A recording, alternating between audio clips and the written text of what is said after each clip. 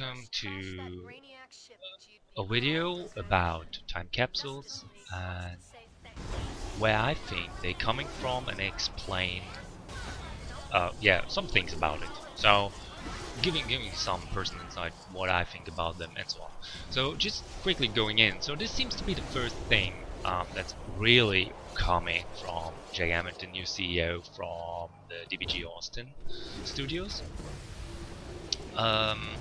He was co-founder of Cryptic Studios, that's known for a couple of games, but most importantly for me, he's been Cryptic Studios was the creator of Star Trek Online, and with that, I found a really interesting similarity in those time capsules and what the Star Trek Online has called lockboxes. Yeah, well, they couldn't call them lockbox in DC2 because we already have those, but in a totally different way. So, without further ado, I'm just jumping to Star Trek, and we'll show you the difference between the DC time capsules and the Star Trek Online lockboxes. Between what's coming in DC and the capsules and the lockboxes in Star Trek Online, and also the similarities. Let's just start with the similarities, which is simply what's in the lockboxes. It's really RNG random, and I just picked one on an old character. I really don't play that active like other people. And here you get, for example, in this one, a tier 6 ship, and right now the game is on tier 6, so you get actual gear or ships that are end game. So it's like to have a similarity to DC, you would get actual max gear in those boxes. Yeah, there is this gear, this future Batman style, but it never will be 100 item level 150, 153 or 156 on their respective slot. It will be lowered somewhere in the 140s saddle. But here you get endgame tier 6 ready ships and also equipment. You get also lower gear stuff like tier 5 here, and also trash. You get trash. This is pretty much here. You do get extra pool for currency stuff and so on and so on and so on. So you see, it's a long list. And to open such a box, you need a master key, and you can purchase this in the C store. So we go into the C store. There we go. So let's take one master key here. It costs 125 Zen. So if you see I have 460. I've never spent money on the game, so this is completely different to DC. This is now the disparity between DC and Star Trek Online, where DC has an instance where you specifically can get the materials to get one key over time, while also just buying it. DC is just fresh on that. They're trying to find a way what works for them. So even that might change over time. We don't know. They're testing out waters because for them it's new. In Star Trek Online, it's more weaved into each other. So the key you can buy by just playing the game. You can just play the game, earn from missions dilithium. Yeah, I will show you that. You can get dilithium or dilithium. You will get that, and while you also use dilithium as a currency to buy stuff, to buy equipment, actual equipment from the end game. I think it's all part of it. You can refine it. It says you can only refine. You have a specific limit of how much you can refine, and this refined dilithium can be exchanged for Zen, the currency with which you buy those keys or other stuff from that store. And yeah, depend on how many dilithium you see here. The exchange currency is 395 dilithium for 1 Zen. So you have to play it. You really have to play the game to get there. But if you break that down, it's fairly doable to get a key in a less time than in DC, where it's really locked down to these 5 days. But yeah, that's the whole difference. Here it feels more fluid, more vivid, where what you're doing with the keys and the boxes. Even to what's in the boxes is insane compared to what DC is doing. DC is really open, because on top of that you can just trade everything that's in the boxes. This is I think not so much of fact for those boxes here. I really can't remember. I think some of those items can't be traded. I think the ships can't be traded. Don't quote me on that. If someone knows, just I will know that for fact some things can't be traded. So, however, yeah, it's what it is. You have in DC, the way to acquire these keys is much more limited. But what's inside the boxes is really free to trade, to do. It's really not like after the first 5 days you can see stuff on the marketplace. You know these people bought keys, and what happened it's inevitable, and people will do it. However, like after a month, it's so organic that no one can really tell that. And after a month, no one will cry a river about this issue, because some people just bought the missing pieces they got over time. I mean, just in a month you get 4 or 5 boxes, yeah, just naturally by playing the game. So it's really not a big deal with 4 or 5 boxes. If you get lucky, you get 3, 4 different pieces from the Batman style, maybe even get an emblem or a hat mod.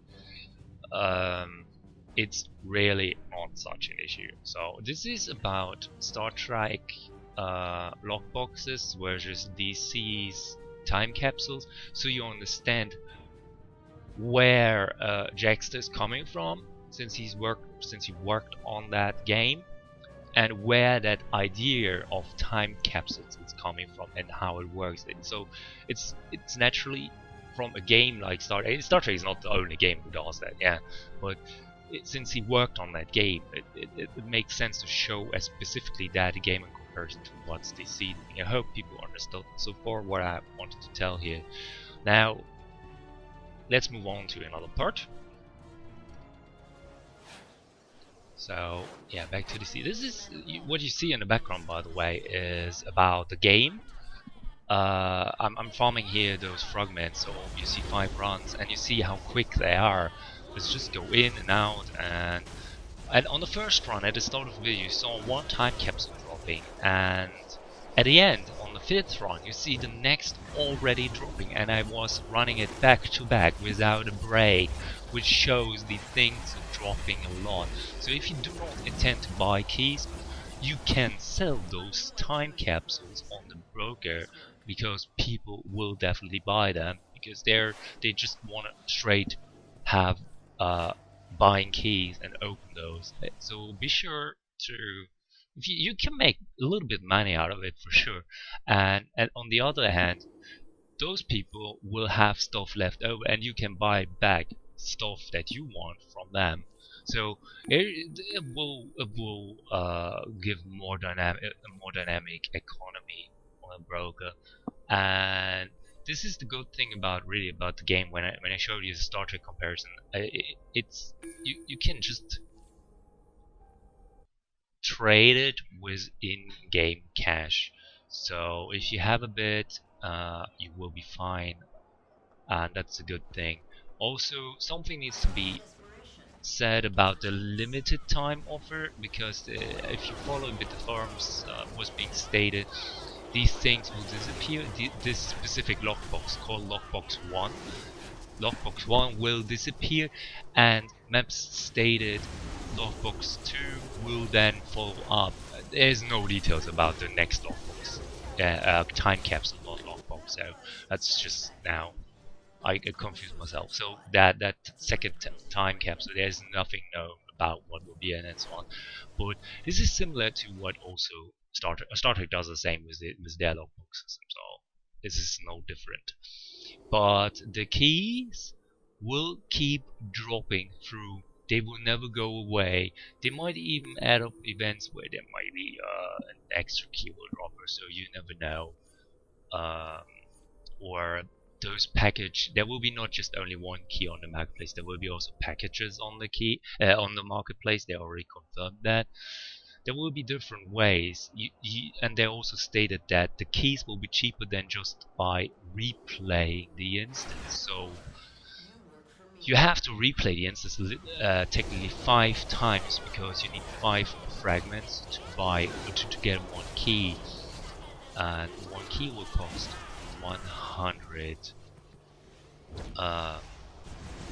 station cash, and you can assume that it will be a bit over 100 to equalize the replay part. Yeah, that's literally that. I don't think it's a bad thing. After a month, no one will cry about that issue again. It's just the outcry that's coming with it, because it feels, yeah, I don't know, people would call it pay to win, or more like pay to progress or whatever, because um, behind all those things there is 4.2 skill points attached to those content that's inside those items that's inside the time capsules. 4.2 skill points. For those who are seeking for getting every single skill points, it's a lot. And they don't want to wait, of course. They do not want to wait. And having these 5 days limitation is obviously pissing them off, going nuts over it. Or I can assure you, after months, no one will care about that point anymore. They just keep playing, and it will weave in. Some will have finished it already by either by buying keys or by just buying it from the broker. This is what it is. Everything can be traded, everything can go about your shared bank, and so on and so on. So I would not go totally crazy over this. Yeah, that's actually already my point. It's you see here I got a stabilizer, and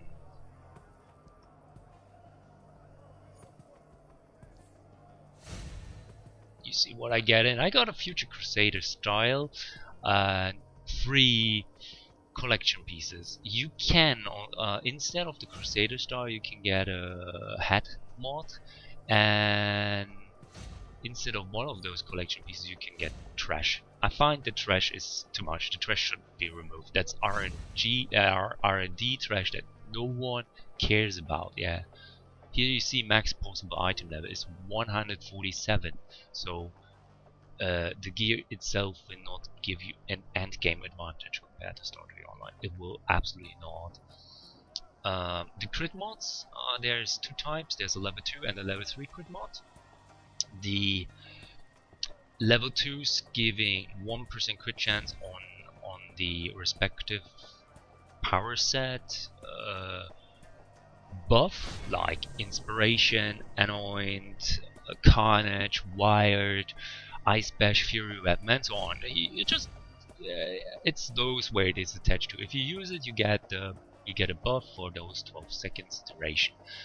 It's pretty simple. And the level 3 mod gives 2% crit chance. While the 1% crit chance doesn't sound much, the 2% will make a slight difference in your DPS. So this is where the hardcore DPS will definitely strive for. There's nothing there for support roles. I find it a bit sad that support roles get shafted here again.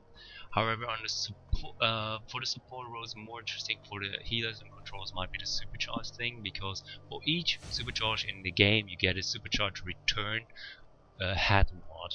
However, tanks will get absolutely nothing out of it, because what do you want with a supercharge mod? What do you want with a crit mod? There is nothing for the tanks. For the healers and controls, yeah, it might be cool on their supercharges like Consecrated Ground, or for those power returnings on the controllers whatsoever. I really don't want to listen to everything, because for every supercharge there will be a level 2 or a level 3 power return mod on the SC. Yeah, that's it so far for me. It's just my short experience about those time capsules. This will launch this Wednesday. I don't know if there will be a downtime. We will see. Stay tuned, and there will be another video soon. I hope you liked it. Subscribe if you want to. There's no biggie if not. See you around.